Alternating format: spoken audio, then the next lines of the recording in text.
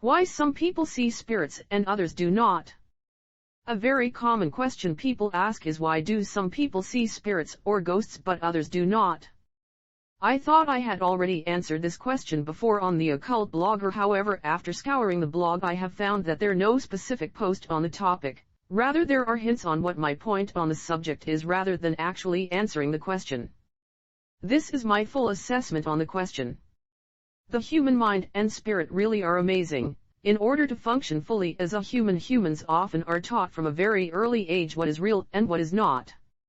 This is true in most cultures, however in this post I will touch on Western culture in focus, as within Western culture we are taught at a young age that what we cannot touch, see, or hear as an experience is not real.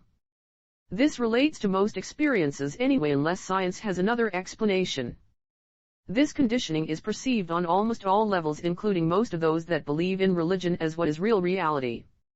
However, what if reality is partly conditioned by belief and conditioning of belief? In that case reality would be shaped a bit differently to those that have beliefs outside of some of those rational constructs of reality, feel, sight, sound, I mentioned before. Why some see spirits and some do not. Graph basic image above illustrating how 3 controls in life limit spiritual growth. Do you often wonder why those that believe in God or Jesus have visions of Jesus or God? Or that those that believe in Buddha have visions or experiences of that particular belief? While that does not mean what they are experiencing is wrong, it simply means that conditioning aligned them to some degree to that experience. You see, the beauty of spiritual experience is that it is always happening, it is just that we blind ourselves to what really is going on. By believing in something it makes it more likely to have some type of experience which aligns with that belief many times in a lifetime.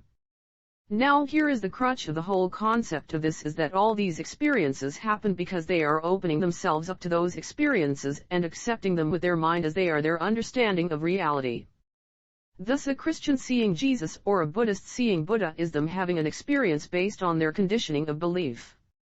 This is a door based on how the mind is conditioned. A spiritual door. Basically untapping the occult aspect of yourself, the unknown. Meditation being a perfect example of opening higher levels of consciousness. So, in reality it does not matter if a person sees Jesus or Buddha or simple white light, neither religion or experience is the one true belief. Instead, belief itself is a door opening parts of the mind to experiences that a person can handle that aligns with that person's belief system. I hope that makes sense. This means that all these experiences are real as perceived by the reality of those that experience them, however belief molds the outcome of that experience in reality. Okay. So now that I have covered that concept, you are probably wondering on the question at hand, why do some people see spirits or ghosts? Well, this totally correlates to this topic. If you believe in ghosts or have lived in a haunted house, you become open to a different beliefs of that reality. If you do not, then the door often remains closed. In other words, the mind is a filter for reality. That goes with all types of spirits. This does not mean that we want to go and change the conditioning of ourselves or that it is easy to do. Do not get me wrong, over 90% of us would hate to be able to have this experience of seeing a ghost or ghosts. It is not fun, and like most that have it, they feel like it is something that is more distracting than beneficial. Ghosts or spirits. So, to break this all down, the main reason why some people do not see spirits is that their mind does not believe in them based on early conditioning, and 2, that they are afraid mentally to believe. Fear closes doors in the mind.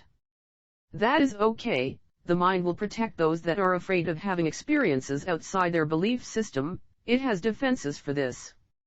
However, to some others who are born with the ability to see ghosts, or to someone who throws away old conditioning, it can leave them open. The mind open more to that experience potentially in the future, if they choose to pursue it, that is.